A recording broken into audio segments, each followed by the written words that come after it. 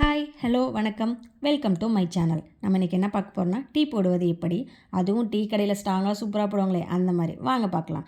Already பால் காய்ச்சிட்டேன். இப்படி ஒரு குண்டா எடுத்து அதில் 3/4 டம்ளர் பால், 1/2 டம்ளர் தண்ணி ஊற்றி நல்லா கொதிக்க விடணும். நல்லா கொதி வந்ததுக்கப்புறம் தான் நம்ம டீத்தூள் போடணும். அது வரைக்கும் நல்லா கொதிக்க விடுங்க. அதுக்கப்புறம் டீத்தூள் போட போகிறோம். இப்போ இந்த ஸ்பூனில் நான் 2 போட போகிறேன். இல்லை எனக்கு 1 போதும், ஸ்ட்ராங்காக வேணாம் அப்படின்னா நீங்கள் 1 ஸ்பூன் மட்டும் போட்டுக்கலாம். நல்லா கொதிக்க விடுங்க.